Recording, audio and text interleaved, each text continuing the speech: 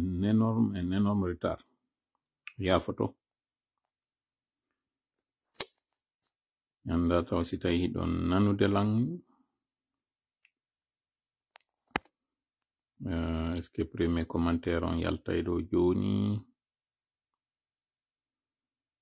J'attends de voir. Oui, mi sikki premier commentaire yaway. Yandina ka page frappe wonɗe ndarude.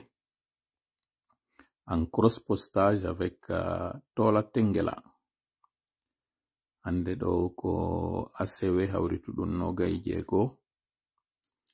lewru avril 2025 nini ko 21h feƴƴirɗum minitaji 15 tan universel ɗum ko lere on Conakry.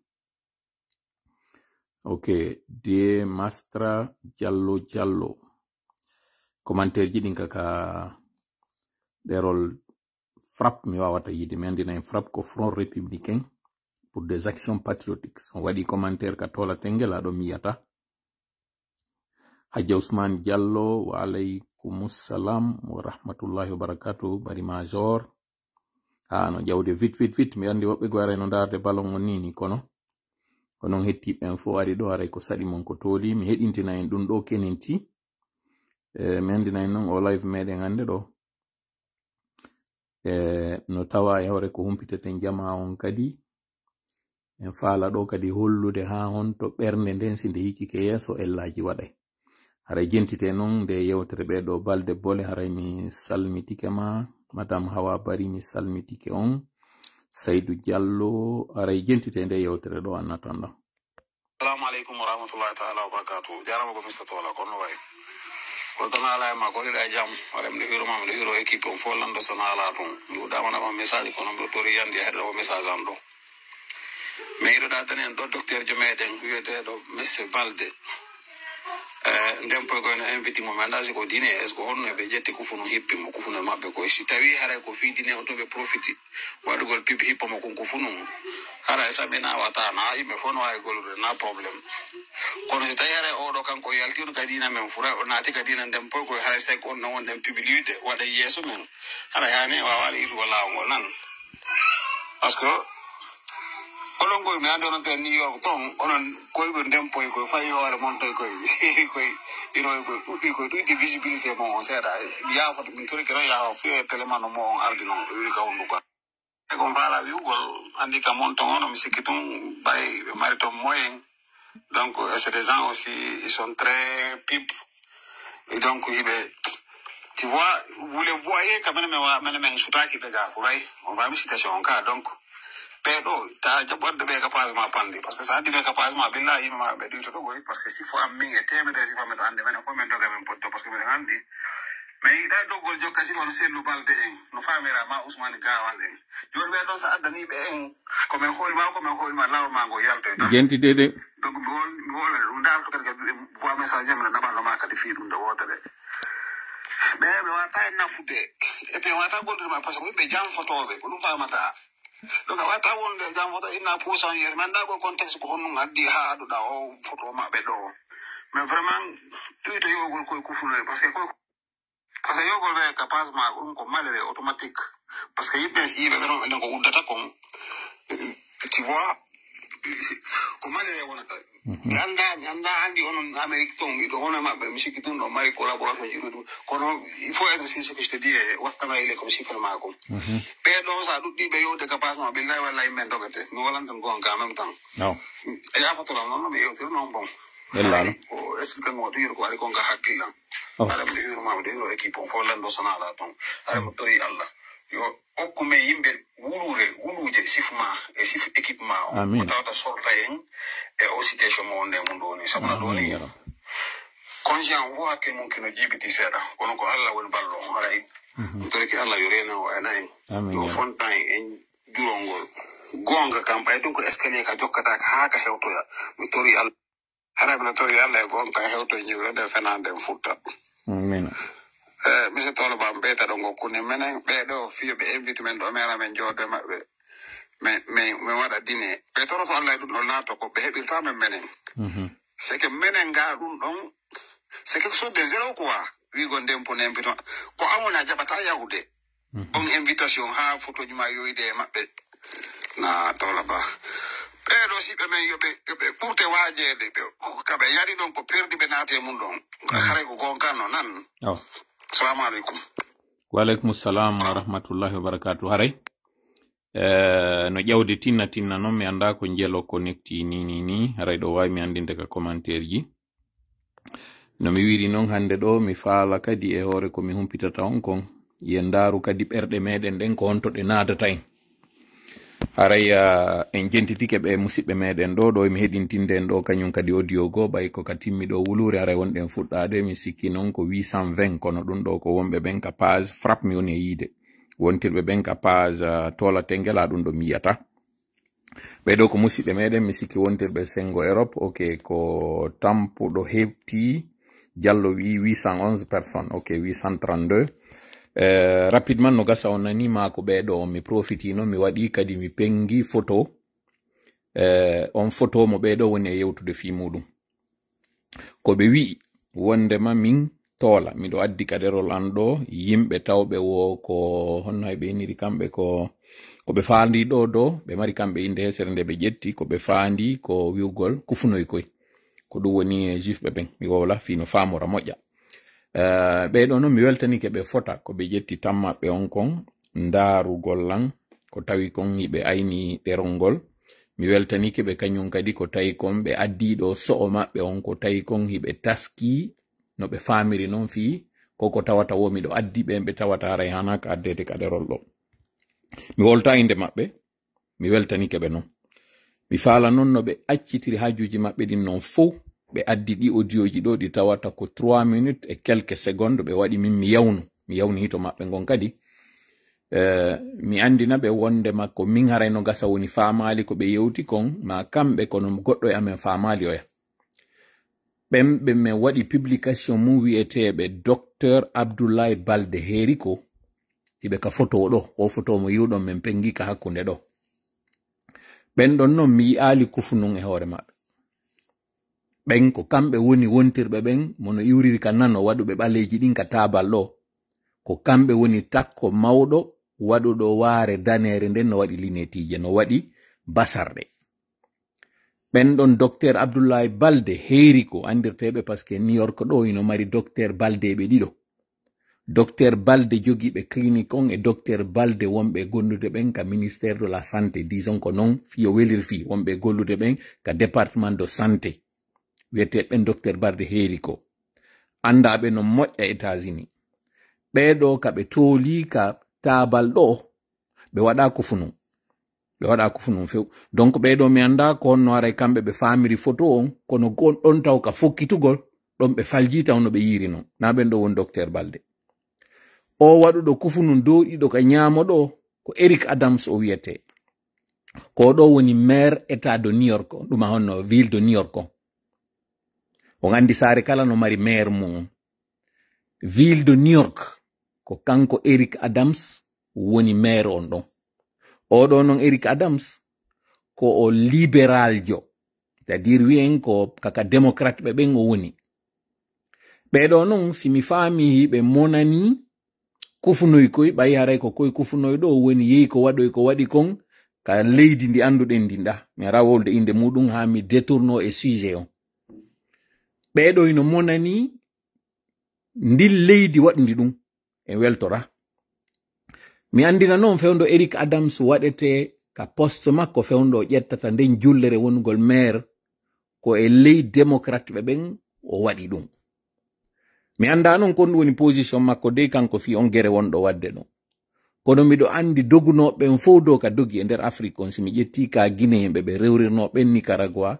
ko Eric Adams oɗo no wonir non sare New York nden ko nde salle sanctuaire ko ndi ville sanctuaire ko kanko ɗaɓɓuno hotel ji ka o werni ɓen ɓe tawata ala kañum ka wera ɓe inni ɗin shelta oɗo haysi mo boni min o mi anda bonki makko kin min tola mi anda bonki makko kin mi précise non no mi wiri non ɓen ɓe wi ɗon ta mi addu ɗo ɓe wiyeteɓe ɗon Dr Balde mi yaali ko fu nun ka hoore maɓɓe ɗo ɓe inni si tawi ɓe ɗo sanji dina ma hare ko fi sabu nden hirde ɗon addiɓe ɓe toñi ɓeɗo docteur balde no tawa e ɓen guineyemɓe ɓurɓe wakkilanade guineyenjo woni pullo woni soso woni maninka ɗum ko go'o hiɓe tawa e ɓen ɓurɓe dartanade fiino dina islam joɗora e nder États-Unis et pour son information ɓeɗo docteur balde ɓeɗo woni sabu juuliɗe ɗiɗi sodama New York ɗe ɗiɗi na kamɓe soɗide dey kono kamɓe kadi e tawama e ɓen doguɓe fii no pullo fuuta heɓira juulirde Amérique particulièrement New York ɗum ko ɗiɗi tammel muɗum ɓeɗo docteur balde ɓen ɓe woni wiide si mi addiɓe ɗo mi perday popularité am mi perday audience an kamɓe ɓe tawama e ɓen wonɓe yiwde ɓeɗo tawama e wallitiɓe guinéen ɓe arɓe ɓen rewriri Nicaragua no heɓira ka ñaama e ka waala ɗum ɗon non waɗali ɓe ari ɓe ƴoɓi ley goɗɗo ɓe innimo mi sanza e dina fi makko ma ɓe inna mi wotante fi ɗum ɗon docteur balde ɓe mi andi ɓen ɗo ɓen ɗon ɓe woni e wiide ɓe hiɓɓindira ɓeɗo e sellu balde ɓeɗo ɓe waɗali ɗum ɗon donc siko sabu ɓeɗo haray mettata on onon ɓe wiwɓe ɗo wondema si mi addi ɓeɗo haray on diray page on haray fuɗɗe joni yaw kala woɓe kadi wa moɗon tawoɓe ko ni ɓe analysirta tawa si ɓe ari ko ɓernde nden ɓe hikkini yeeso à telle sorte que nden ɓernde ɗon on mbayɓe gite ɗen mi falaka on fes ko sifa mon kadi wowɓe ni haɗi wawe yiide laawol ngol miɗon moni hatuma mi yi'i goɗɗo ino hikkina yeeso ɓernde muɗum miɗo annun minti monoto joni nden ɓernde ɗon nde uddan mi noppi ɗin hande kadi e ɓernde nden mi ronka wawde ande ko mi yewta kono ko sifa ɗi calcul ji ɗo ɗi tawata hiɗen jogi woɓɓe meɗen tawoɓe si ɓe yi ko ɓe falaka kon hande kadi ɓe tefata ko woni ɓawo to hande kadi ara gite maɓɓe ɗen undani yiwgol gonga on ɓernde nden uddani miijitagol hakkille ɗen uddani hande kadi taskagol ɗum ɗo non hino tawa e ko ɓuri soñjude en ko mi waɗata photo ɓeɗo mi wowlata inde maɓɓe mi waɗi tun yoɓe heɗito ɓe anda konko ɓe ari ɗon hiɓe duppi ɓe inni si mi addi sifa ɓeɗo haray ɓe diray page on yoɓe fuɗɗo joni yoɓe yaw gibi hande ɗo ɓe desanon pes ɓe yaha si tawi noon ɓe faala arde ɓe informo ɓe heɓa information tawo wallitoto lan wallitoɓe kamɓe kadi haray ko saɗi maɓɓe ko tooli na noon sabu kamɓe haray ɓe miɗo addude ɗo goɗɗo mo welataɓe ɗum ɗo waɗata ha min mi sanza ko mone wadde ɗo ko na ko welata goɗɗo mone addude ɗo koko mi tañƴini nafa jama on ko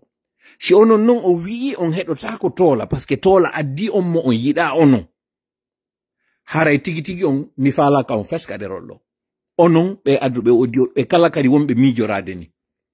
ngol ɗerol ɗo na weltingol goɗɗo ngol waɗira na kadi mettinangol goɗɗo ngol waɗira ko ngol waɗira ko piiji tati goo addugol information on jonna jama on inna ko ɗum ɗo feƴƴi onon information o ala couleur o haajaka kadi e wiwgol oɗo no yiɗima oɗo no añi ɗimmel mum ngol ɗo ɗerol hingol tawa e konko addata ko findinta jama on itta ɓe nden niwre nde tawata e nadanoma mum gibineeɓi adda ɓe ka jalbendi ɗen tori Allah no yo Allah newnan en ɗon ɗo ɗiɗi tammel muɗum ngol ɗerol ko addi ko fi hande kadi yo yimɓe ɓen non ɓe gollite hakkille maɓɓe ɗen ɓe hikkina hakkilki yeeso ɓe dirna ɓernde nden dow ɓeɗo non mi andi duuɓi joyi no sutade joni kam woni yewde ɓeɗo mi andina faali ɓe donc ɓeɗo ala kam mi wawani ɓe mi fillo kañum kadi docteur balde ɓe min addi ka ɗerol ɗo ɓe min tawata min tey pas min addi ɓe kala mo tawata ɗum ɗo metti ko docteur balde waɗa ɗon ko haray ko ngol focci on tigi yaw few mi falaka on mi falaka kadi wawɓe wanono par ce que oɗo ko ɗaɓɓuɗo tun ka tawata o heɓa ella on non ella yo yaw o heɓiro e mo nokkugo en docteur balde ɓen ɗon ɓe sansirali dina maɓɓe fi goɗɗo yiɓe gollidude e muɗum ko wakkilani ɓe moƴƴa dina kam wakkilani guinejo wakkilani gonga o Eric Adams o waɗɗo kunkufu nun ɗo mo tawata ɓeɗo ino monani kala mo kufa nun sabu ko ɓe monani non kala mo kufu kala ɓatodirɗo e ɓeɗo on ɗon mo mi andi on o wallitike dow immiɓen kala ka iwride e hoore windere nden ari naati Amérique ɗo kono Trump ari ka laamorɗo waɗi mo pression wi men naadete kaso par ce que hunde kaare no waɗa hoorema raɗo hande kadi kala wonɓe ɗo tawɓe ko hoɓɓe jonna men accès kala mo men faala hande kadi men nangay mo o huuli o fermi hande kadi seltaji ɗin oɗo non ko démocrate yo na républicain yo mi andina en non ɓe républicain ɓe gibi ɓe ari ɓe waɗi ka hewti ka laamu ɗo ɓe ndin leydi ndi wonɗo wullande ɗon ko wona waɗede kon ɓe soñjiraka watuma ɓe démocrate ɓe républicain ɓe ari ka laamu ɗo ono wonnoɓe wiide ɓe yo bayde raɗe par ce que o ala gollude ma ɗum ko o waɗi ndin leydi ɗon ko joni noon yo ton andon ɓen ɗon hari ko honɗum sakkino mi sakkitora noon yewtere nden honɗum koye ko funoy yiɗuɗakoy añuɗakoy tahoyi koye jonna doole hoore leydi ndi ha ñande Allah jattitiri wo par ce que ko Allah jonnata doole kanko kañum kadi jattitata ɓe na non hande ɓe fuɗɗi jonnegol doole ɓe yaha ɓe bewa e majje donc na min tola ittata ɗum na an o kaarijo ma an moniɗo ɗo ɓen miɗo accidi ɓe Allah kamɓe Allah ɓe kefay ton mi ukkitotako e ɗum ɗon min on doka ɗerol an ɗo mi alaɗen doole ɗon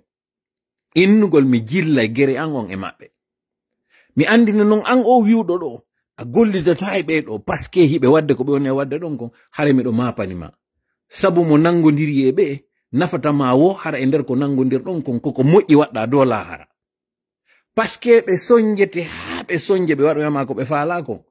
jam walo tallo taho min tola ɓeɗo ɓe tawaka e ɓen ɓe moni pirdude taw himiɗo gerdude miɗo teni ronki goɗɗo tenintalam ɓeyda ɗon siɗa mari non an doole yawgol darto ɓeɗo waɗa ɓe ko falɗa kon haray ɗum ɗon ko saɗima ko toli yaw hollaɓe mettede maɗa ɗen gerdo ton haka gaynoyɗo wo min ko mapinimi ko senerde hande ɗo no mi ittirta ɓe ɓeɗo non laawol ngol mi rewata wono ɓeɗo iwira ngol laawol ɗon accan e ngol ɗon nani hara yo yafotolan ko tawno ɗo hari ko mami waɗa o précision ɗo siwi ɗon kañum kadi pendant que en heɓi 14 minutes yafoɗolan ɗo 16 minutes أعوذ بالله السميع العليم من الشيطان الرجيم بسم الله الرحمن الرحيم رب اشرح لي صدري ويسر لي أمري واحلل عقدة من لساني يفقهوا قولي ربنا علمنا ما ينفعنا وانفعنا بما علمتنا وزدنا علما نافعا واجعلنا للمتقين إماما ويكاد الذين كفروا ليزلقونك بأبصارهم لما سمعوا الذكر ويقولون إنه لمجنون وما هو إلا ذكر للعالمين وما رميت إذ رميت ولكن الله رمى بل نقذف بالحق على الباطل فيدمغه فإذا هو زاهق ولكم الويل مما تصفون وقل جاء الحق وزهق الباطل إن الباطل كان زهوقا ما جئتم به السحر إن الله سيبطله إن الله سيبطله إن الله سيبطله إن الله لا يصلح عمل المفسدين وما هم بضارين به من أحد إلا بإذن الله وما هم بضارين به من أحد إلا بإذن الله وما هم بضارين به من أحد إلا بإذن الله ولا يفلح الساحر حيث أتى فإن تولوا فقل حسبي الله لا إله إلا هو عليه توكلت وهو رب العرش العظيم والله يعصمك من الناس وأفوض أمري إلى الله إن الله بصير بالعباد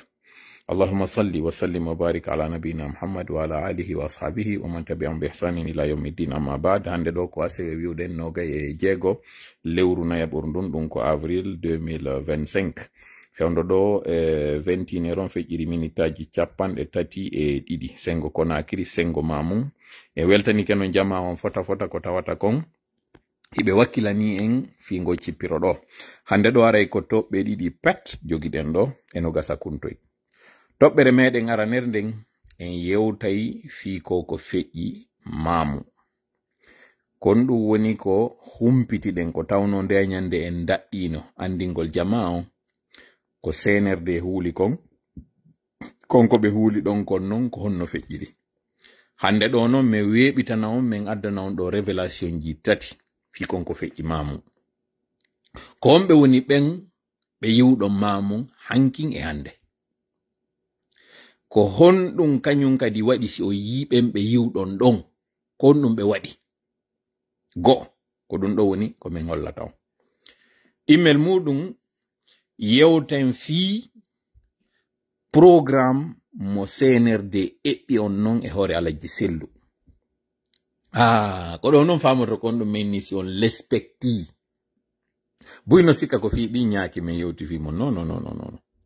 ɗi ñaaki kaka divers ɗi woni ɗi ñaaki yewta fi majji kono kaka divers yewteten fi majji ko ɗin ɗon marɗen ɗo divers ɗen mari kadi divers go mo tawata ko fi ɗi mbuuɗi ɗi inna ɓe tañƴinike ɓe andi ko hombo non woni ko waɗi on braquage hande kadi nowru holtayi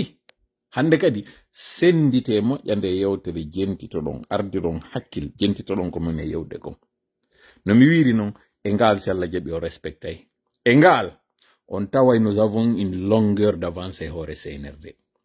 Yobe arnon be hedi to moƴƴa, me yertoɓe plan maɓɓe, me yertoɓe ka nder suudu maɓɓe konno ɓe joɗori ndor tigi, konno ɓe sendiri ɗe geɓe.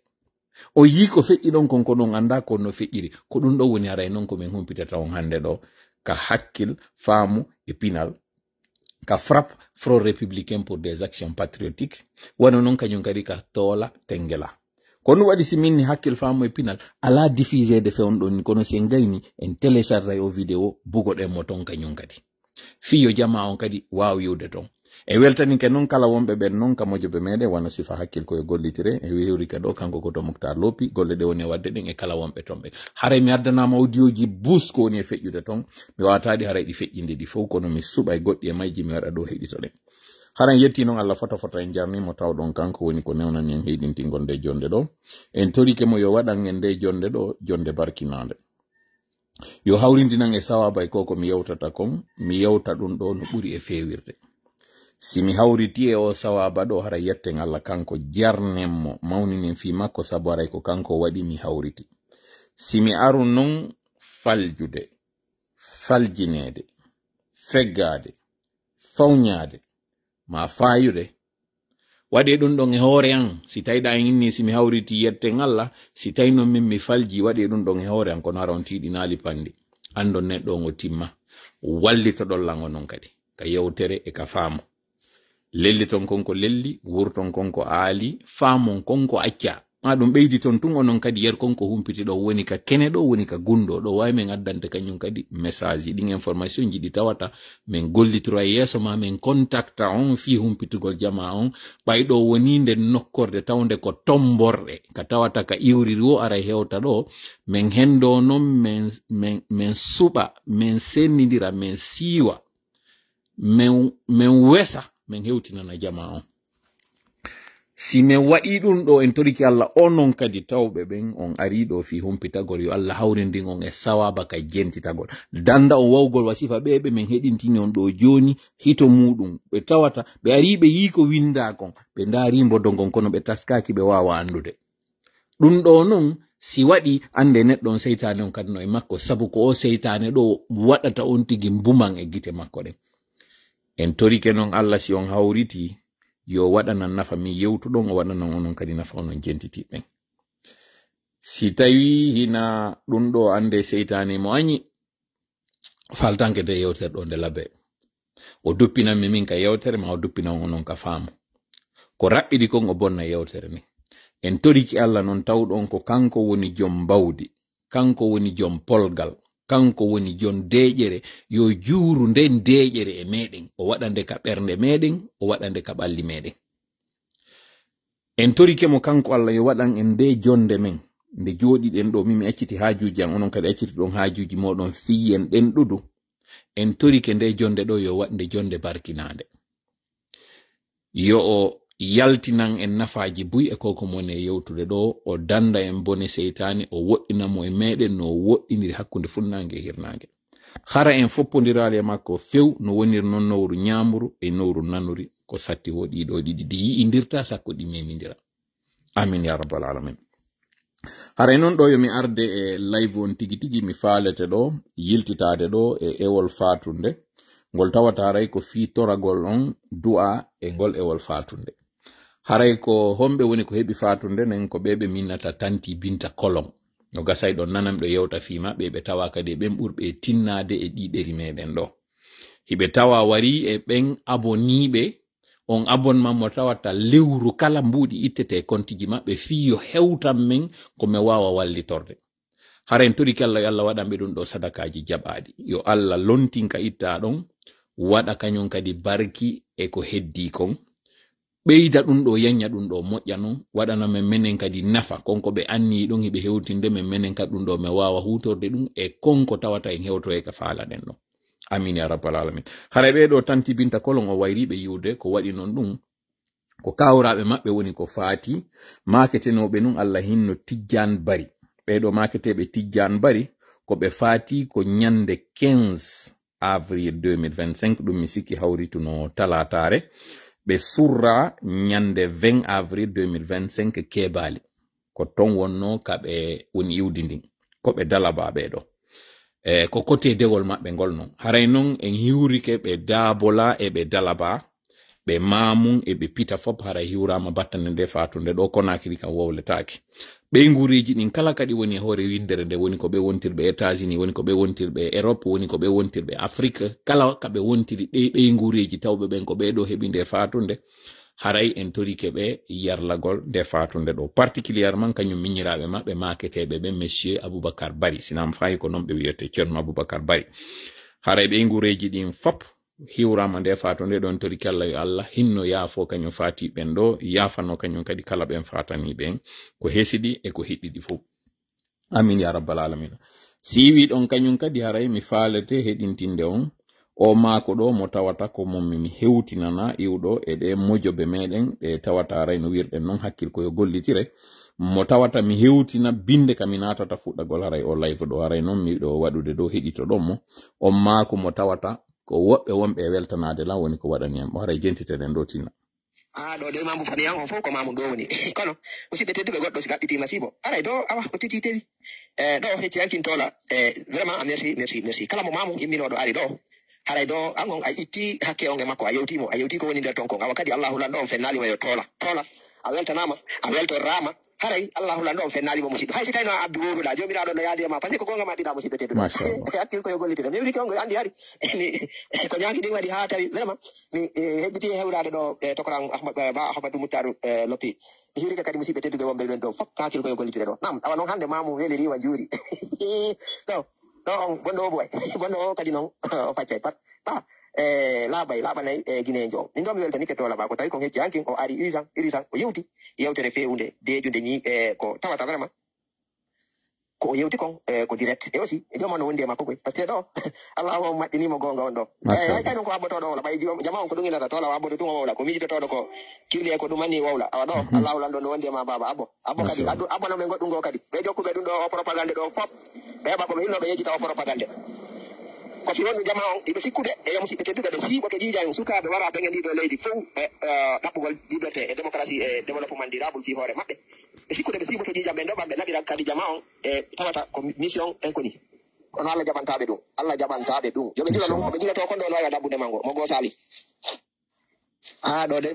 awa joni haray e audio ɗo mi weltanike ɓeɗo fota noon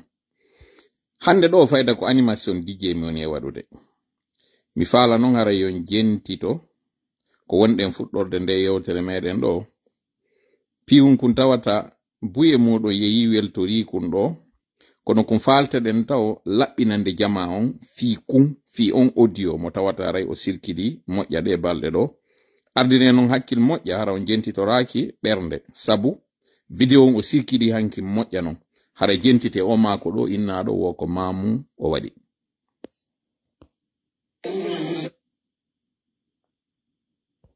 wallahi mi yimta jaɓɓum fijam miɗo dari mi wiyan hajjami elba anda min ɗo tamata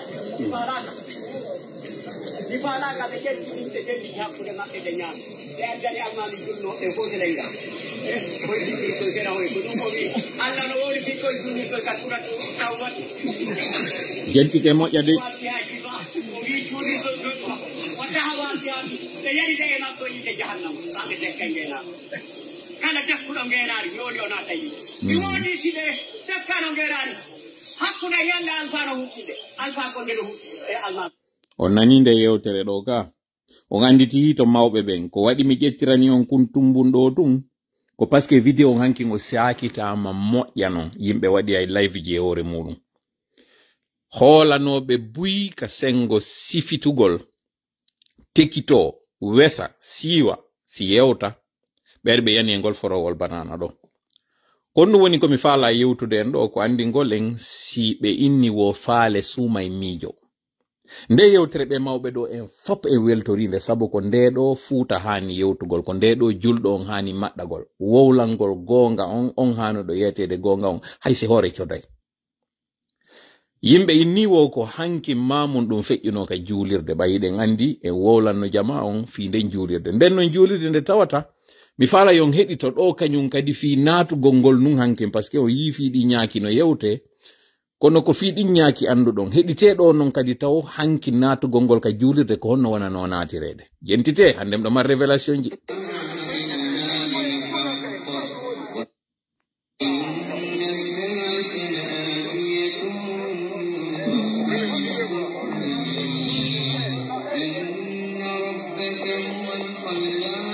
jangi labaɗo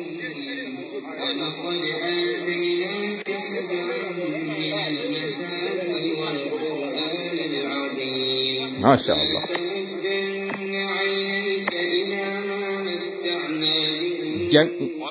jangin on tuntaw ɓuranare nde wonande on anduɗo konɗu nde woni firude ɗo ɗum ɗo tuntaw ko mbaaju ɓe waɗuɓe ɗum ɗo hankin ɓe waɗi o jangin ɗo hino jangude fiyo yimɓe ɓen heɗito kono kamɓe tigi ɓe jentitaki nde qur'an afala tadabbaruna alqur'ana ene on takkitotako on tefitotako nde alqur'anare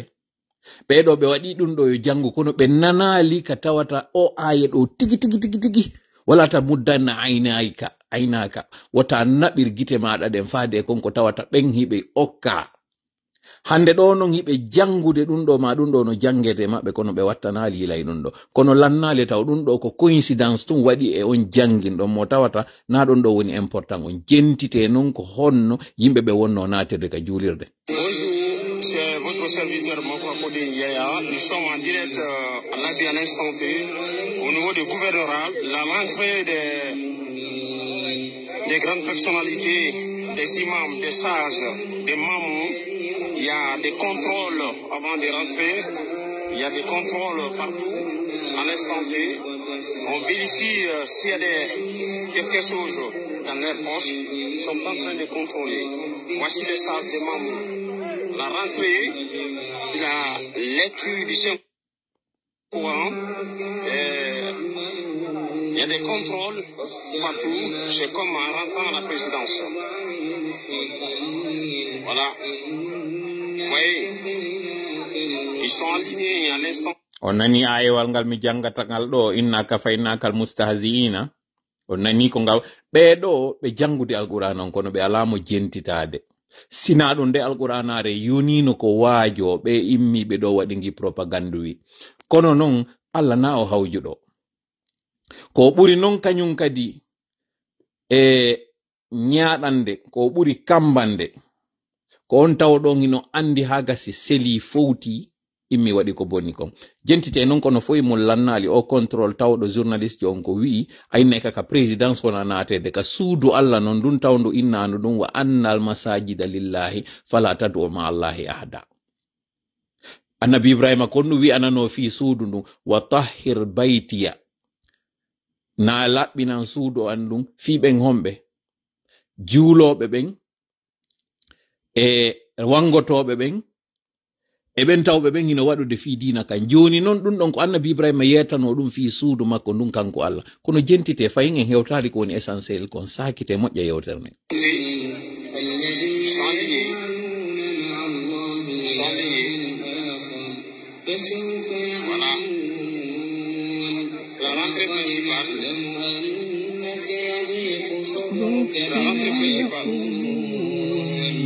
فسبح بحمد ربك وكن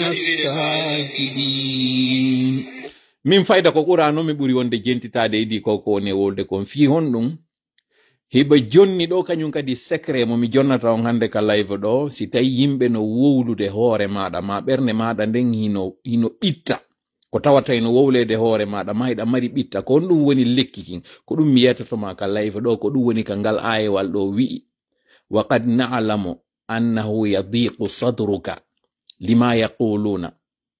فسبح بحمد ربك وكن من الساجدين no wawo nderana non ayewa ngal ardiri tigi tigi kono si tawiɗa mari o ɓitta ko on ɗum waɗata juulu dalɗe ɗiɗi ka darnde ɗimmere ka sujjande ɗimmere wi'a subhanallahi wa bihamdihi subhanallahi alazim no wawirɗa waɗude feere muɗum wo si yimɓe no wowlude piiji hoore ma acciduɓen ɗon e Allah ka wi non ɗa kon kañum kadi inna kafaynaka almustahziina mi foduno en ɗum ɗon kadi mi yetoto en kon ɗum woni kala ayewal ngal mi wolata ka fuɗɗagol ngol ɗo inna kafaynaka almustahziina woni sabu mayugol yimɓe nayo ɓe tawata ko ayɓe Allah non tawɓe ko ayɓe annabaɓe sabu ngal ayewal ɗo ɓeɗo nayo e maɓɓe on ko ɓe jowo fofo on kono ɓeɗo nayo e maɓɓe on seydina jibril woni ko wari ɓe ko tawata nelaɗo sallallahu alaihi wasallam immaki fi maɓɓe goɗɗo on ko hoore nden muusimo goɗɗo on ko reedu ndum muusimo goɗɗo on ko koyngal ngal muusimo e wano noon kañum kadi fir'auna tawɗo on kanko kadi ko annabi kañum seydina jibril woni ko wonno sabu makko on kono ngal ayewal ɗo eɗen andi tippagol ngal ko fewndo nelaɗo meɗen muhammad sallallahu alaihi wasallam kono ko tokkitande nden nde tawata ngal ayewal ɗo si goɗɗo no jokkuma mo tawata no aybinde fi maɗa no wowlde fi ma ɗin ɗi tawata an a joma anda hoore binde fi muɗum duumo jangogal ngal ɗo on inna kafaynakal mustahzi'ina si a waɗi ngal ɗo on hande kadi kono Allah o wiri non kanko o yonima ɓen tawɓe ɓen hino arde innina fi maɗa jasina fi maɗa jalkita fi maɗa on ngal ɗo mi jonni on ngal moƴƴa mi hikkita ɗon eno mi wiri on no yeltita gongol ka Allah on wi ɗon wa qad na'lamu annahu yadiqu sadruka lima yaquluna fasabbih bihamdi rabbika wa kum mina sajidina ngal ɗo kañum kadi no holli en sa heɓi on ɓitta ka gurdam maɗa hiɗa woni fiiduɗo ma ngo cippiro ɗo iɗa wadde ngo ono hara iɗa jiɓi ngo si lannay tuma yehi wota o wawa si ɓerne ma nden nde laƴitay woni ma wawa si haray a foolete woni e mum juuluɗe darɗe ɗiɗo sujja ka sujjande ɗimmere ka darde ɗimmere sakkitorore nden wi'ande mayre on subhanallahi wa bihamdi subhanallahi alazim mawnina fi Allah on subhanallahi walhamdulillah wa la ilaha illallah wallahu akbar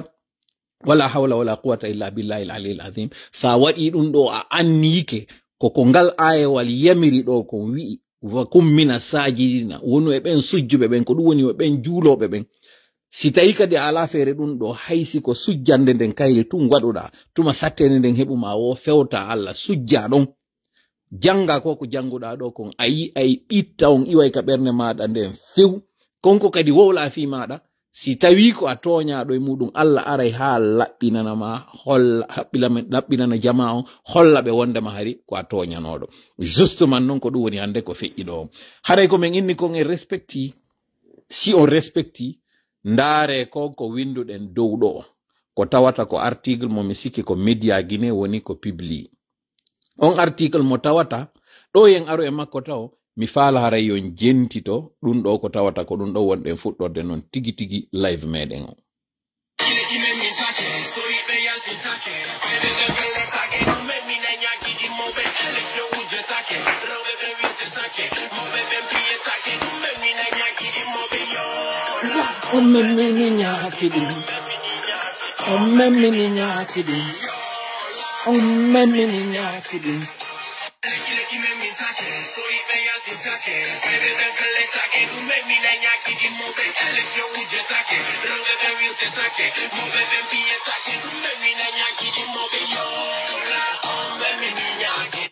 mawɓe ɓen wirtetake mawɓe ɓen yennetake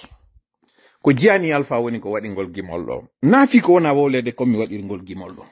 na ɗum ɗon ko konko tawata kon mi faala kadi on heɗito ɗo ɓe mawɓe ɗo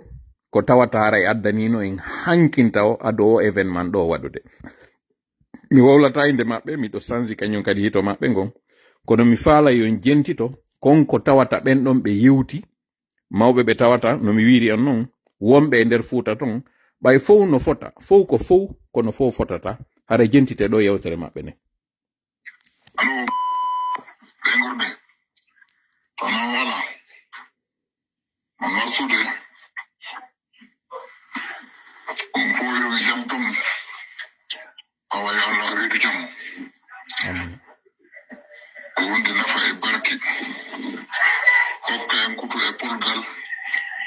holla en CNRD e groupe mo e kala walloɓe CNRD no yaari amin yaari ko yaari hoore nden ala ko mi wonta jamno kono si Allah moyi mi anda makkodirama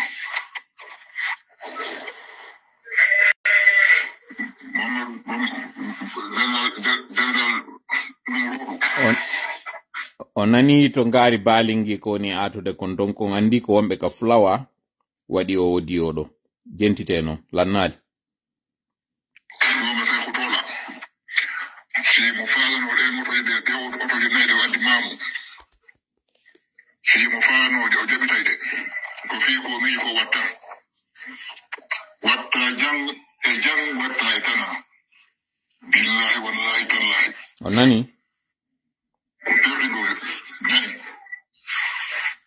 jente me afia nani wonno inshallah taala ko ya gaande nder mamu inshallah mo aw jente de batum ni wonno kadi fu ya bota assalamu alaikum wa alaikum salam wa rahmatullahi wa barakatuh ɗum ɗo mi ala ko mantude mi waɗan en tun ollugol en mamun natama mi yettino en non kaka imamun ara no mi wiri non mi ala ko mantude hande ɗo konko feƴƴi ɗon konko wola fiɗi ñaaki ɗon kon mi heɗintina en non montage fokkintinaɗo mamun ɗon par rapport e konko feƴƴi hande ɗo mais ɗum ɗo fof jusqu'à présent mi daɗɗana e woni yewtere nde na yewtere nden tigi tigi mi fuɗɗi par ce que mi yetti kam ko révélation ji mari ɗi mi jonnata en ɗo ɓeɗo ko ɓe woli ko mi weltanike ɓe no mi wiri non ko min kañum kadi woni ko sanji hito maɓɓe ngo andinen non ɗo ko goto woni ko memmini tawgoy ko piwu gotum kun taw woni ka memmina fi muɗum sobe on tigi tigi fuɗɗaka tigi tigi ɓe arɓe ɗo onon arɓe ɗo ɓe tawata mi o yiɗo ɗi image ji écarté commentaire ji ɗi mi fala yondaro moƴƴa ɗi image ji wontirɗi leyɗin ɗo sabu en wi en yewtay fi plan CNRD o en yewtay kañum kadi ko honno ardira ko homɓe woni ari fotti e nde nokkure ɗo ko honɗum waɗi si CNRD non hari no miisi piiji buyi no eɓɓuno piiji buyi ko ɓe liɓiri o kuur kon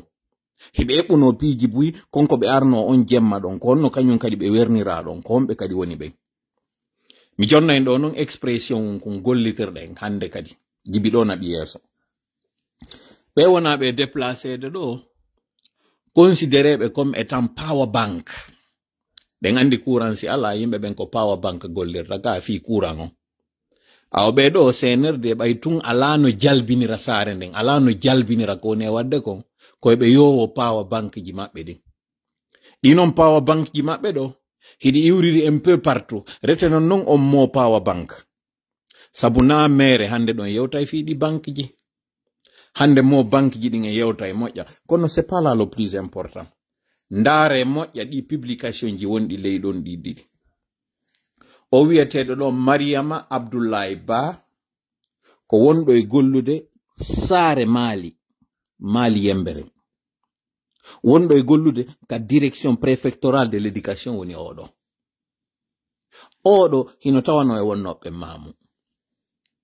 mi sikki noon hakkunde Mali tun e Labe centre ko à peu près 100 km 100 et quelques kilomètres sina mi fayu nde ñande e landino distance wonno ɗon ɗo yimɓe ɓen adduno kilométrage hara additane en kadi fayin ka live ɗo hakkunde Mali Yemberen ma wiye Mali centre e Labe centre o 100 et quelques kilomètres woni hakkundere nden no oɗo non o parcouri on distance o ari ha Labe o feeri kañum kadi distance on entre Pita Mamum ko 109 kilo entre Pita Labe ko terlen 30 et quelques ou 42 kilo joni ƴetten on 109 kilo ɗon hawtidiremo e on 100 et quelques kilomètres iwgol Labe on yaha Mali ɗon ɗon tu woni ɗon taw 200 et quelques kilos watten ɗon non distance wonɗo entre Pita et Labe on ɗon kadi disons terlen 30 et quelques ou 40 et quelques kilomètres ɓeɗo inni ko 161 kilos entre Mali centre et Labe 161 plus 109 woni jelo na woni ɗon ton 270 kilos 270 kilos watta ɗon non distance entre Pita et Labe on goɗɗo waɗi 200 et quelques kilomètres presque 200 presque 300 kilomètres 300 et plus fi argol tawe événement ɓeɗo e yuɓe ɓen Conakry 136 kilomètres fois 2 Conakry Kindia Mamum ko 135 kilomètres et 136 kilomètres ɗon kadi woni jelo Nado woni kadi 270 kilos. Ko ɓeɗo fop immi ari fotti Mamou fi waɗugol événement ɗo. Doumbouya, tu n'as pas honte? Numrud, tu n'as vraiment pas honte, toi? Tu déplaces l'administration des fonctionnaires payés aux frais du contribuable, surtout dans le domaine de l'éducation. Vous avez déplacé cette femme-là de Mali Mbering jusqu'à Mamou. Elle, avec son directeur préfectoral de l'éducation, qui est là sur l'image. Elle-même, elle dit dans son poste, merci, elle dit plutôt le noyau de la direction préfectorale de l'éducation de Mamou. Félicitations. Le directeur préfectoral de l'éducation, il abandonne son poste au niveau de Mali. Et je rappelle que Mali ne relève pas du gouvernorat, ne relève pas de Mamou. La région administrative de Mamou n'a rien à voir avec la région administrative de l'Abbé que de par le fait d'être toutes les deux de Fouta. Mais rien à voir. Mais là, parce que les gens là ne s'en fichent, ils s'en fichent de l'éducation, on déplace cette femme-là, on déplace son directeur, on déplace d'autres collègues de Mali Mbering pour venir assister à cet événement. Tant pis ce qui va arriver aux enfants. Tant pis pour l'éducation. Et après, on va s'étonner que du côté du Fouta, qu'il y ait des faibles scores d'admission au niveau des examens nationaux. Autant de padres, vous vous rappelez tous que à Koubia, il y avait eu 0 admis. Et c'est la même chose qu'on est en train de faire.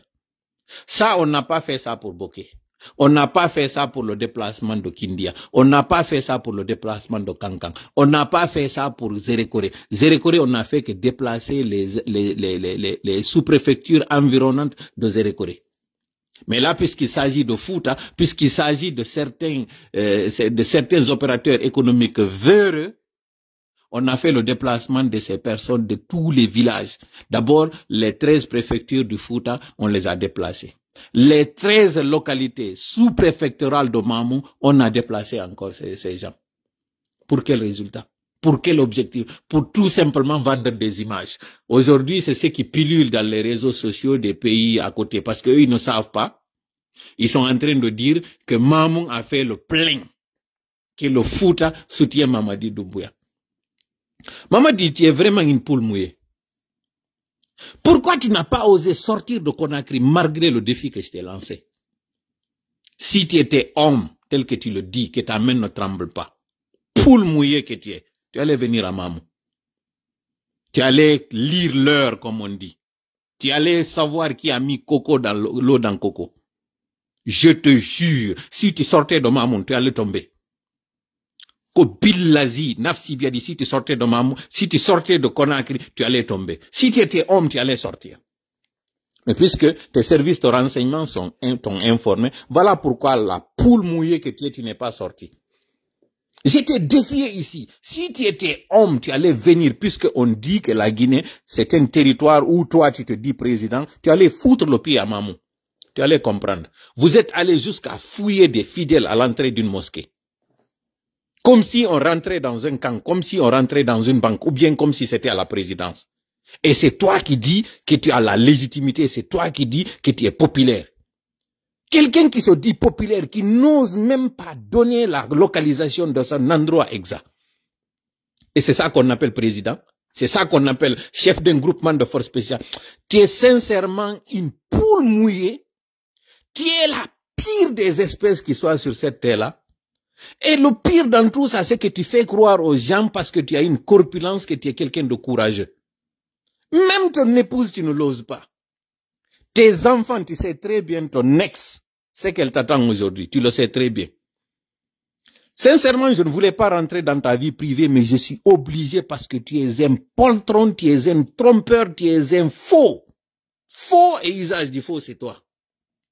Et aujourd'hui, on va faire ton baptême. Aujourd'hui, on va parler de ton ami, Mamadou Aliou Kalan, et de son jeune frère, Lamine Kalan. On va parler de tout cela. L'opinion saura ce que tu es en train de faire. On va aller aussi te contrecarrer au niveau des chaînes internationales. Tu fais des abandons de postes comme tu le faisais lorsque tu étais à la Légion étrangère. Tu déplaces des cadres de Maliembering. Cette femme-là, ses élèves, qu'est-ce que ses élèves vont faire? La direction préfectorale de l'éducation, qu'est-ce qu'elle a à voir avec cette manigance? Cette propagande, elle servira à quoi? Et là, on parle de l'avenir des enfants. Puisque toi, l'avenir de tes enfants, tu penses les avoir assurés. Tu prends tes enfants, tu les emmènes dans des écoles prestigieuses pour qu'ils aient une formation, ce que toi, tu n'as pas eu, parce que tu as raté ça depuis ton enfance. Et là, maintenant, tu es en train de détruire le socle du développement d'un pays. La formation de ces cadres, les futurs cadres de demain. Parce que toi, tu as tout raté. Tu n'es qu'un criminel, tu n'es qu'un poltron, tu n'es qu'un vagabond, tu es un bandit, tout simplement. Et c'est ce bandit, c'est ce gangstérisme que tu es en train d'installer au Fouta. Mais comme j'ai dit, je t'avais défié, je pensais que ton orgueil allait te fouetter, fils de Kerfala, pour que tu viennes. Tu n'as même pas osé sortir de ta tanière, là où tu es caché, tu n'as même pas osé sortir. Je t'ai parlé de manière énervante pour qu'au moins tu sors de là où tu étais et que tu prennes la route. Tu n'as pas osé. C'est ton haut-parleur de Amara qui a osé venir parler de sextape devant des sages. Voilà l'affront, voilà l'insulte qu'on fait au Fouta. Et quand j'avais dit ici que vous avez préparé un dossier contre El Serlou à Paris pour tout simplement lui mettre les bâtons dans les roues, les gens pensaient que j'étais en train de faire de l'extrapolation, que nous étions en train de faire de la, comment on appelle ça, de la spéculation, que c'était tout simplement j'essaie de trouver l'expression qui colle, que c'était de l'imaginaire que nous étions en train de faire. Et là, c'est dire que vous avez déplacé des personnes de l'Europe. Vous avez pris des personnes de la France, vous avez pris des personnes de la Belgique. Là, par la complicité de Mujitaba Bari. Et aujourd'hui, vous avez déplacé ces personnes qui ont complètement raté leur avenir à l'étranger pour aller remplir. C'est-à-dire que des gens sont venus des quatre coins du monde pour tout simplement mettre le paquet à Mamoun et dire que voilà la seule région qui pouvait s'opposer à tous les régimes. Cette région a dit oui à Mamadi Doumbouya. Bande de menteurs que vous êtes. Vous n'avez sincèrement pas honte. Nanon onon. Ko fulbe futa walli tibe ombe. Tabban lakum wali kulli man ma'akum. He, engalo ngalda yo nangodirama. Tanaji aroji din juro e modon engal. Gireli jeedidi. On heba tanaji mudum. Mawbe futa ben fop jodi be yaltube fop jodani ke on. Kono be do woli nan no yede jattito yo ngotoje modon de. Ma akiton de do menga jaka. Tana wondo e arande on ngalda e piji di yoton din e di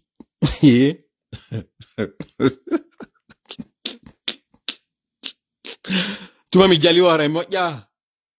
Si mi jali ara e moƴƴa. Mamadi no andi ko mboni tola, Mamadi no andi ko mboni seede on no mi natana yo hande ka pake mi yeto on don révélation ji. E yi ka publication ji do ka tawi hay koya direction préfectorale éducation koya hay ton personnel immiki ari o bandirawo do mi falano ka natude mi yeti ke on copine Mamadi Doumbouya ko mo Maliembering mi addana on do suudu mo sodani on debbo inde debbo on debbo mo tawata modi mudum on o seedino yon o jabali jombitede gibi dum Mamadi ko don moltoto mo ya kanyum kadi ka on mi walla on do non andon ha on to laamu ko mi wonno e barinade on ko min on ko ene woni sakkundirde hore mi hewti non kam mi yalta mi sekita non hande kadi ido fop mi holla on Mamadi no andi ko mboni tola Mamadi ndo andi ko no woni e wolde fimu seede on non mi faala yon jentito do taw hito goddo simi arana en non sengo mamum on tigi kanyum kadi kon dum woni ko feƴƴi ton kon dum serela ko wadi kote mamum jentite non o audio do taw o wiyeteto do Aliou Kalan kon dum woni yewde fimu yon non seede ko mi wiyon kon wobbe ko yurbe sengo intérieur jentite. Bonjour, je m'appelle Diallo Mamadou Aliou, membre de Génération Patriote. La préparation de la manifestation de Mamou, ça se déroule très bien. Tout le Fouta, c'est pas le Mamou seulement, tout le Fouta, de Maliembering, passant par Toubia, Koubia, aller à l'Abbé, jusqu'à Dalaba, Pita, on descend à Mamou. Ce qui va se passer à Mamou, c'est déjà jamais vu. Pratiquement la jeunesse du Fouta qui va s'élever, qui va célébrer ses acquis avec le CNRD. On a fait Kankan, Zérékoré, Bouké, qui... On ani kanko tigi onangi hore makko, c'est les mêmes qui se déplacent. Andi ɗo wiwde ɗo CNRD, iɗo wiide ɓe ala mbuuɗi kono ɓe no wadde tun ɗi événement ji ɗo. A tola dartede ko wonɗon e wiide ɓe ala mbuuɗi. Est ce que on faljali? O déplacement ɗo fo ɗi mbuuɗi wona ɗi sakitede ɗo fo kawne okkitirede. Darte ɗum moƴƴa. Si ɓe ala no mbuuɗi ko no ɓe woni okkitir ko ɗum no mi woni on e jabade hande ɗo jentorelan noon hakkili yo moƴƴa. Kippirongon ko ɗum waɗi si hari sen inni boycott yo waɗe ma sen inni journée de ville morte yo waɗe ma sen inni yo ɓe darno ɗo balɗe tati petara e ngulamu yani ɗo sikkari koye sama kala mon no minni on respecta lan ɗo si Allah jaɓi. Information ɗi men jontani on a toujours une longueur d'avance et on les a infiltrés au niveau de tous les départements, au niveau de toutes les instances ko ɓe wadde ko hande noon mi prouvantaɓe ɗum ɗo ɓe yaɓe anda ko ɓe woni wadde comme faut tous leurs faits et gestes fop miɗo andi hay bondo carburant ji ɗin kon no woni e yaltirde otoje ɗen kala ko wonɗon e yiide ɗo fop o yiyay ɗo andon hande mi yewtata ko ɗuuɗi feɓe mawɓe ɗo si ɓe wakkilike kamɓe yawgol ƴetta ɗe otoje ɗo ko tuuni ɗo ko yoɓe yaw kamɓe kadi koyeɓe ala jal seni kon ko ɗum waɗi simɗo weltiya so yimɗo kankita ɗo jaleɗe on yaggali e ɗeɗo kañum kadi ɓe waɗi ko ɓe waɗuno kon kañum kadi e ɗi cuuɗi ɗi ɓe yawno ɓe werni ɓe werni ton ɓay non tun han joni on yaggali yahe ko habbi on kon e ɗe otoje senditede piiji moɗon ɗin tawde moƴƴa senditeɗi onon tawɓe ɓen hiɗon jiidi moƴƴa non ɗon andi ɗo mari ɗum faami ko moni e wolde kon fi mum sendite moƴƴa winde moƴƴa testament ji moɗon ɗi si ƴawon e ɗe otoje ɗo ko ɓe waɗi kon o yiyay vous allez lire l'heure mi répétata terme ji ɗi ɓe wonɓe kayasi kono mi wolna hande kadi tola moƴƴa hande kadi tola moƴƴa aren non joni e koko woni e wolde ɗo inni ils étaient à Kindia ils étaient à Kankam partout ko ɓe ɗo woni e déplaçade ko ɓe ɗo woni wadde o inni noon ko membre de génération konno ko génération consciente ɓe inni ka ko génération onno yiltitoɗen e audio moƴƴa jentitoɗen mo ko wowli ko moƴƴa fi en faamu mi waɗana en non révélation o koko ɓe jokki jentite. Passer à Mamou, c'est jamais vu. Pratiquement la jeunesse du Fouta qui va se lever pour descendre à Mamou. Mali Mbérin, passant par toutes les manifestations de Mamou, ça se déroule très bien. Tout le Fouta, c'est pas le membre de membre de Génération Patriote. Membre de Génération Patriote, organisation. Onon Aliou Kalang, yiltite liste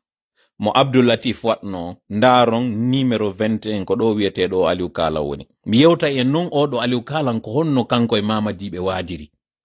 Ko honno tawiri ko ɓeɗo fo hande woni e tambitade o transition. Ɗum ɗon fop hande mi waɗana en ɗi révélation ɗiɗo kamɓe tigi ɓe anda ko ɓe woni e wadde kon fop Mamadi ko honno hay o woni e walorde fop mi yetto. Yimɓe non innayi ɗo joni ko exagération tola woni jentitelan to jentorelan hakkil on faamay kon ɗo waɗi si gi pompoli powi jaɓali yaltugol ko nagiri ɗo so yaltino ɗo yayno ko waɗaynomo ko ɓay tunno mo suusuni reedu si ko gonga mi defyunomo kono gi suusali o suusali yaltude fes jentite non fo. La préparation de la manifestation de Mamou, ça se déroule très bien. Tout le Fouta, c'est pas le Mamou seulement, tout le Fouta de Mali Mbérin, passant par Toubia, Koubia, aller à l'Abbé, jusqu'à Dalaba, Pita, bon descendre à Mamou. Ce qui va se passer à Mamou, c'est jamais vu. Pratiquement la jeunesse du Fouta qui va se lever, qui va célébrer ses acquis avec le CNRD. On a fait Kankan, Zérékoré, Bouké, Kindia, mais ce qui va se passer à Mamou, je vous promets que ça sera jamais vu. Oh. La Guinée, c'est une famille. Et le président Mamadou... Ouais, la Guinée, c'est une famille. Cependant, on empêche un membre de cette famille de jouir de son droit le plus élémentaire. Celui d'être un électeur inéligible. Sincèrement, Aliou, tu n'as pas honte. On aussi que bébé on jamfi ke Fouta. Donc, helta yore modon. O wiyeteɗo ɗo Aliou Kalan ko weldunoɗo e Mamadi Doumbouya ado Mamadi Doumbouya wadde leyɗe Porto kono non ɓe weldiri par ce que oɗo Aliou Kalan ko pullo mo tawata iwdi ndin ko Kalan tawɓe ko kanka woni ka ɓe janɗi kankan quartier wiyeteɗo Misra ko ɗo kanko e miñam makko wiyeteɗo Lamine Diallo ko ɗo kamɓe e Mamadi ɓe andidiri e scoop non kañum kadi mi jonnata on o wiyeteɗo ɗo Lamine Diallo miñirawo makko on si Mamadi e oɗa kañum kadi jangidi janɗiɗi kamɓe ƴawri dayno kamɓe coyon cayanno ɗo mi nattata e wi maɓɓe privé on piiji ɗi ɓe waɗi dayno ka goɗɗo e maɓɓe goton ko waɗuno ñande goji o ɗum ɗo mi nattata e ɗum ɗo gande ɗo parce que hande ɗo woni yimɓe towɓe marɓe ɓiɓɓe marɓe piiji go respectable ji ko ɓe waɗuno on tan de jeunesse ɗum ɗo mi ala natude ɗum ɗo gande o wiyeteɗo ɗo Aliou Kalan e o miñirawo makko ɗo ko siberum ɓe atori kankan ɗon pay ɓe moƴƴini kon siberum ɗo fewndo noon ɓen ɓe tawatara e woɓɓe jiɓoto ɗo joni kon woni cyber ɓe tawɓe ɓe gande ɗo internet on ɓe wondi e mum ay ka nder toilette ji maɓɓe hari internet sa heɓay koye nder cyber natata cyber no wodi gom tanjini an joni aray Conakry no wodi ɗin sibeji wona sifa munayi ɓeɗo noon ko kun siberum ɗo ɓe fuɗɗorno no mi wiiri en noon ko quartier Missa ɓe wonno ɓawo ka piste anduɓe ɓen quartier Misra ma andi ko on to piste d'atterrissage ka ɓe innata ɗon ka piste ma si innama ka mobile ko ɓawo ɗon woni ka maɓɓe ɓawo piste on takko juulirde wiyetenoɓe Alaji Lamarana anduɓe ɓen Alaji Lamarana ɓe tawata ɓe fatinoke goy ko iwɓe dingirayi retene noon kote dingirayi mo mone wolde on fi muɗum ɗo parce que no mi wiiri en noon retene mo banque on rete noon kañum kadi dingirayi on meɗintini en ɗo audio mo tawata ɓe mawɓe wiwɓe ɓen ɗa nangodirama mi yetta konkonɓe woni ɗo kono ɓe yiyay ɓe anda ɓe nangodirama ɓe anday noon e ngal ɗo koko mi wiwnoɓe kon kañum kadi fi affaire ka Fuuta ko feƴƴuno ton kon konno ko Madina ñannum kako honno ko Basara kako honto feƴƴuno ko ɓe wiwno ɓe waɗi goɗɗum num ko honno to kako Sagalle fewndo ɓe yawno nun to ko Kubiya plutôt ka ɓe yawno ɓe futto e Kubiya ɓe inni ɓe jangani to Mamadi mi yetno on tuma ɓe yehi kamɓe jangoyi kono ɓe anda kon ɗum jangana fimo awɗo kañum kadi fi kala ɓe furi natunoɓen ka juulirde ko nato ka juulirde furiyoto o wawata furiyude on mo tawata on o landaki dambugo o andaki sabu so nata e suudu oɗo ɓe ɗiɗo ɗo wiyeteɗo on ɗo Aliou Kalan e o wiyeteɗo on ɗo Lamine wiyeteɗo Lamine ko kañum e muri jangidi muri o mo wonɗon e yiide ɗo muri Konde ko kamɓe jangidi ko kamɓe weldi ko ni ɓe yehiri ɗo affaire o cyber maɓɓe ɗo ha ɓe yeɓe uddito hande kadi compagnie plastique ko on compagnie plastique ɓe ɓodiri ɗon noon ha ɓe moƴƴinoy ɗo ko wiyeteɗo Kalan groupe onon Kalan groupe hande ɗo yaajino de gré à gré gibi numrudu immi ari ɗo ɓe ɓurti hande kadi noon fontade ɓe ɓurti hande kadi noon heɓude ɗin contrat ji de gré à gré hande ɗo kaka BTP woni no andirɗon noon si fi guitere no wowlede no andirɗon noon fi si oyay no wowlede ɗo nini honno e ɗuma honno KPC machine no wowlede fi ɓenɓe anduɗon ɓen ɗo fop ko noon ɓeɗo kañum kadi woni e fokkitirde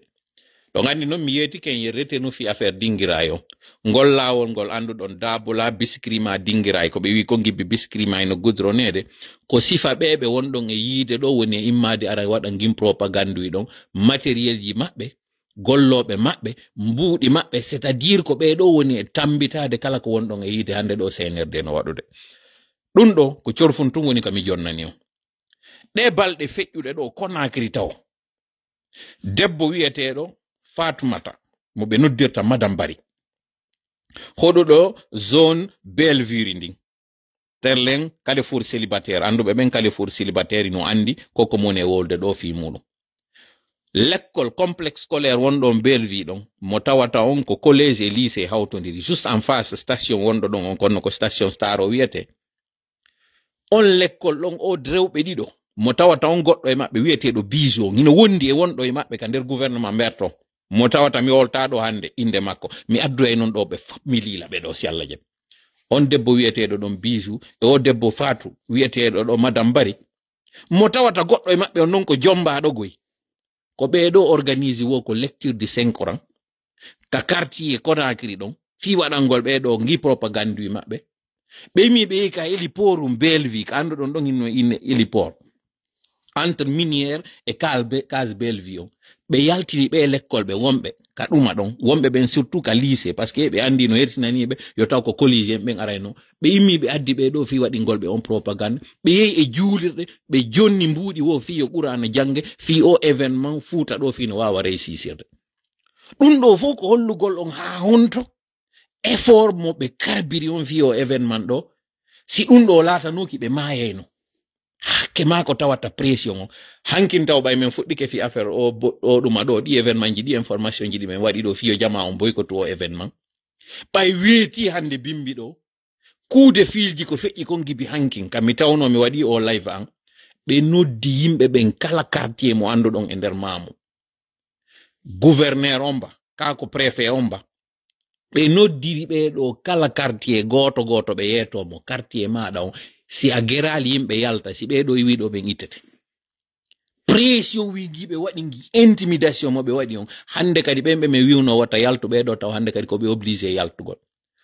bus je itta ɗen Conakry ɗe tawata goɗɗe koye nder zone Matam on goɗɗe koye zone Matoto on goɗɗe koye zone Kaloum on ɗe ɗo ƴewna yimɓe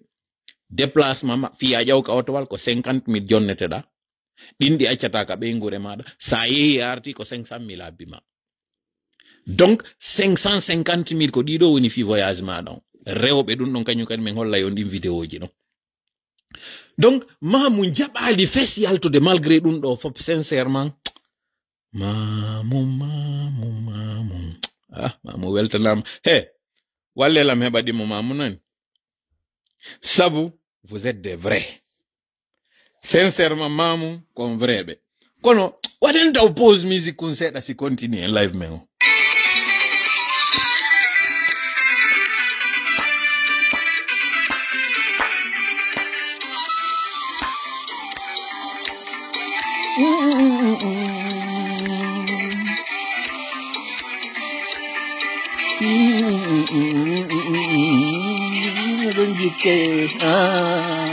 Dapat jongke. Jika nombor ini menjauh di jauh dia.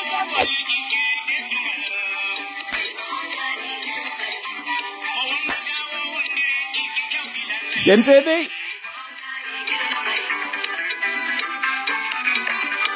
Gente. Malal Django. Malal.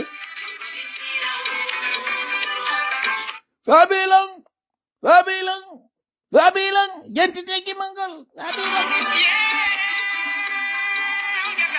Hawjatake. Wata mo wala ne o dulla hawjatake dey mo hawjani gebal mum o rukaygal jentite faabe.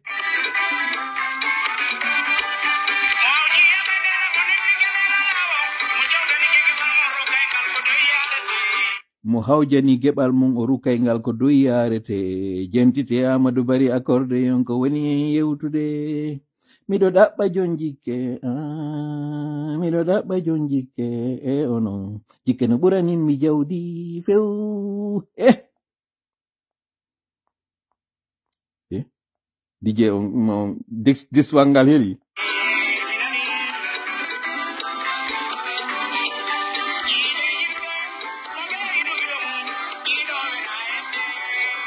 giɗo wela heɓde de surtout on giɗo tawo on ka hoyende ko non si sattenden ari kadi ko non abelan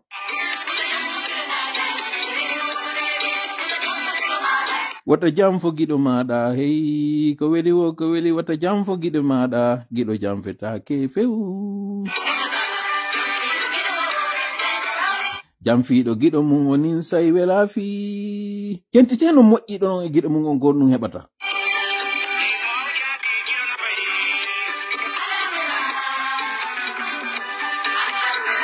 angal wela ndari jaka angal wela bon continue non live meɗen on no wirɗen non hande mɗo welti kon ɗum no woni ko weltinimi parce que information ji ɗi jogiɗen ɗin fop kono wirɗen non on nine longueur d'avance hoore maɓɓe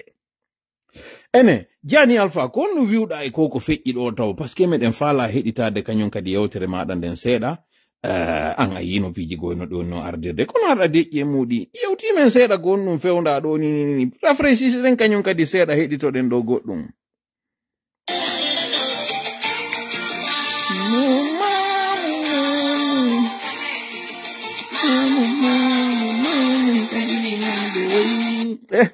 na mamum jibinami kono miɗa weltani o mamum kon ɗum kadi no woni ko feƴƴi mamum kon ɗum woni ko feƴƴi mamum jentiteɗo Serelak kon ɓayɓe déplacé woɓe ɓe ittiɓe leyɗe Porto woni ko ɓen iwrirɓe sengo Allemagne woni ko ɓen iwrirɓe sengo France woni ko ɓen iwrirɓe sengo Belgique woni kaɓe iwriri wo ɓayɓe ari ɓe hewti mamum ton probléme werde taw heɓi woɓɓe tawi andaka kon to wernete tay hande kadi ko yaw jeeje kaari ngino ari do weldi be amen ene corona arbe ben fi affaire numéro don o weyde ha dum tay ko be yawbe suudo e cuudi taw be andinaade dolokeji mabbe ni be borti kono be yeggiti otowal mabbe ngal hino kola e maggal ka otowal mabbe hino kola konko be jokki kon bay dum don kanyum kadi fe'i wodi ben sibbe nene fuuta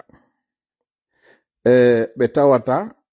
immi wadugol propagande wallitagol kanko no yene fuuta mdo andi wara ndarugol live yannim do yidi mo mi do weltanimo kankadi kombo no woni on nene fuuta don andi mi wada ni no en do hediti den jam faatu chinois eno yewta ko wowruno kon États-Unis jaka be wallinali han joni go projet mabbe on fi kala kom yeti be ko minni ko wari baba ko ngino euro bappa be wallinali projet mabbe on be immi be jetti kaye be jinda e nder mamon ka quartier ji nder to wiugol yo jama on yawre sanso dey wakkile yawre sanso don wosi on resanso ike on heba nafaji so resanso ike numurudu andi fi mudum o addanay on maro o addanay on postiji o wallay wobbe modo yaha leyde porto ko dido halaji be on e wowlude seede non ko mon e wowlude kon kanko nene fuuta hibe mari minyiraw mabbe mo tawata modi mudum ko jigiba keta wiyete nde inde do simi wolide be nay jodi to lande kadi o naati fenugol ko Mamadou Diallo joni ko non be nodata mo wiyetedo jigiba o wiyetedo do fre jigiba hino jombi minyiraw mabbe kambe nene fuuta o minyiraw mabbe do mi sikki ko wondo e gollude mi anda ka opitoji don ka kon dum woni e wadude to me en tout cas do e mo tawa do e be wombe e der saare mamunde do ko be do fo woni e wadde ngi propagande wi do fi Serelako on Serelak taw don a été mis en difficulté dans leur propre ville mi wada do non pose mi andina en hande ngal jigawali no sonji kon non sonji ngal jigawal parce que wono sifa be Aliou Kalang en ka arno naati hande kadi non e fare den hande kadi kanko wala ka yede fes hande kadi kanko ko be habbori mo wo ko mission makko goto mo doit exécuter ko don no wonden fuddade tobbere dimmere den tobbere nde tawata jentitende moƴƴa dey yiltita don e on live mo mi wowluno mi inni kambe senerde be memmino e dossier hore Alaji Serulo sengo Europe tawa Alaji Selu wata arde ha yida e lobbyji din don ma wawa arde yida e laamuji din non fiyo pression wadu e hore mabbe kambe senerde on be radi ke be lagine Alaji ye Senegal be geri kanyum kadi be kosini Alaji ngi Senegal hammi Côte d'Ivoire kono Alaji ngan jonno déplaçade ya rencontre ji européen ji ni rencontre ji international ji din hibe jibi Alaji si yalti ko hombo woni e yidude hibe jibi Alaji si ala famotirde wobbe go fino ittirabe jonno fiyo be contre caro dum don be régla problème Alaji on ko be defambe dossier judiciaire hebe hore mabbe sur le plan international sengo France don ka tawata si goddum haysi ko e leydi go wadi France no mari konko be inata kon principe de l'extraterritorialité si bonon da wadi e leydi gondi tawata haysi na France wada France kanyum no wawi jujude dum jonnon mi humpitike on jiwo inna don ko kanko wodi ka der sex tape on jiwo wo hino jodi France don jigawangal wo contactimo fi innugol mo kanko e wobbe go yobe memmin on dossier hore Alaji fi yo plainte hande kadi o formaliser si on don non plainte formalisama Alaji no ari tippiri ko engal e der France on do ma din pays ji di tawata France no mari de maji entente police be no waybe nangude no DSK nangirano non niyar ko do tay mo fokkiti yaltugol ka territoire o naba o nyaawoya hara hande kadi Alaji hebi ka wilno mi fewta dum do non militant sympathisant et responsable be UFDG be don andi mera mi avertisa on do yetton sama kala ko mi woli ko o yiido hamana ko woli kon mamu konnu ari o inni mamu o inni certains pourraient arguer que ce comportement relève de la vie privée. Oui, je vous le concède. Cependant, il est crucial de comprendre que nos actes peuvent également choquer nos proches. Nous ne pouvons pas gérer cela dans le silence, en laissant d'autres affirmer qu'il s'agit tout simplement de l'intelligence artificielle. Simplement de l'intelligence artificielle. on foppi ɗon andi kon ɗum ha mana woni wolde ɗo fi muɗum ɗum ɗo hino muusi no metti fi on ɗum no muusi no metti sakite moƴƴa yewtere nden surtout ka plateforme ji UFDG on jaɓali jentitagol an ɗo fewndo mi wonno wolde adopiji ɗin lawade ma adopiji ɗin lorude mi faala noon hande wota on ndaro tola wonɗo e wolde on jentite ko tola woni e wolde ko billahi si alaji selluɓe jooɗike ɗo ɓe de'inike ɓe nangi e wiwgol ɗo wondema ko yetagol militanɓe maɓɓe yo yaw resance o woni ko wallata ɓe o tana fokkito hoore maɓɓe ɗo daro hara ɓe falji dey hara on foppo on falji ko ɗiɗo fof ɓe noddiri ɓe wonɗon e yiide hande ɗo tawtiɓe ɓe yetiɓe ɓe inni omo wonɗon e yiide ɗo hiɗon pari e muɗum omo nge wote nge aynuɗon ɗo nge walay ɓe yiɗon ɗo ko piiji tati no mi wiri on noon puusiɓe ɓe immi ɓe ari ɓe tawto e senerde go'o pression mo waɗa ɗon hoore maɓɓe hakkunde on innaɗo men naadete kaso ma ɗum e yaltina e dossier ji hoore maɗi tawata a yaltay ka leydi ɗo sifa no patron mo yaltiri noon ko ɓe tawɓe ɓen ɗo hande hino menacira ɗum ɗon e ɓe tawɓe ɓen ɓe ɓillike ha ɓe sattirama ɓe ala probléme ka justice tigi kono hande ɗo karamɓe on e wawde no ɓe heɓira coggu carburant otowal maɓɓe ma no ɓe yoɓira loyeji maɓɓe ma no ɓe dankora ɓe ngure maɓɓe ko ɓeɗo noon ara yeta ene an a tampina e hoore maɗa iwtirgol ɓaawo goɗɗo mo tawata o wonata hay candidat so yiiɗo Joakim no wi'a ko bunɗo darante ko ɗum o woni e ɓarindade o inni ko mayɗo darante wurɗo darana e hoore muɗum waɗen ɗo noon kadi posungo mi jentintina on ɗo nde yewtere nde tawata comme nde minute taw mi heɓi 1h16 bon ko ɗo mi woni darade hande on ɗo e lannito e yewtere nde jango merci beaucoup